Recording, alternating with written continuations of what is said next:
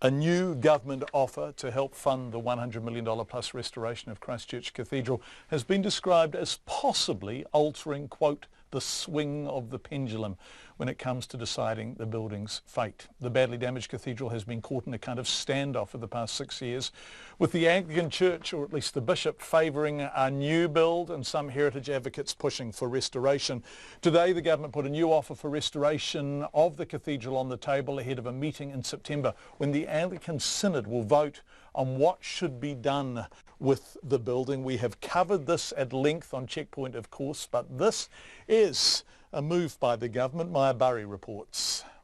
The government is now offering $25 million in funding and loans to repair Christchurch's most recognisable building, bringing the estimated available funds for reinstatement to $90 million. That would be enough to complete the cathedral and ancillary buildings. The minister supporting Greater Christchurch regeneration, Nikki Wagner, is hopeful the synod will accept the offer. This is all about the social and the economic well-being of the city. This is not about funding a church, it's about protecting a Category 1 significant heritage building, a community facility and a tourist attraction. Ms Wagner says if the church decides to demolish the heritage building, there could be years of legal wrangling ahead. She says it is important for the people of Christchurch the cathedral doesn't remain in a state of decay.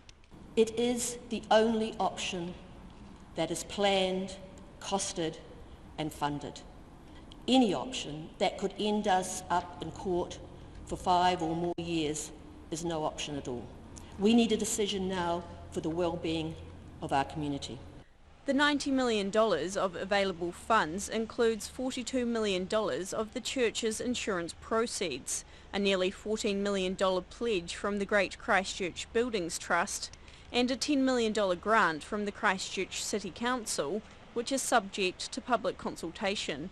Some people RNZ News spoke to in Cathedral Square want the building to be saved, but others don't think ratepayers should have to foot the bill. I think the money could be better directed elsewhere. I don't think it's in keeping with the surroundings anymore. I think it should be rebuilt. It's such a beautiful building. It's a shame to see it tumbling down and be taken down, yeah. I think spending money on it is a total extravagance. I think they should rebuild it like it was before. I think it gives the city something original among all these modern buildings. Bishop Victoria Matthews was overseas today when the offer was formally presented to the church, but in a statement she said the offer was generous. A church property trustee who will be voting at Synod's September meeting, Corin Murfitt, says the offer will be seriously considered. Well, I think it's a very generous offer and certainly an offer which is an improvement on the other offers we've had. I think it probably has altered the swing of the pendulum. We still don't know which way the pendulum is going to finish up, but it will have made some difference to the thought processes, I'm sure. Dr Murfitt says public opinion on what should be done with the cathedral is likely to remain divided, but at the end of the day it's up to Synod, made up of 200 clergy and elected members, to decide its fate. So it's a very difficult thing, and surprisingly, I think, well, I don't know whether it is surprisingly actually, but the more people you speak to now seem to think they want a rebuild of a new cathedral. So it is a difficult situation. So we're not going to please anybody or everybody, obviously. The government says its offer will expire after Synod's meeting on September 9th, and if it votes to demolish the building, it will be back to square one. In Christchurch for Checkpoint, Maya Burry.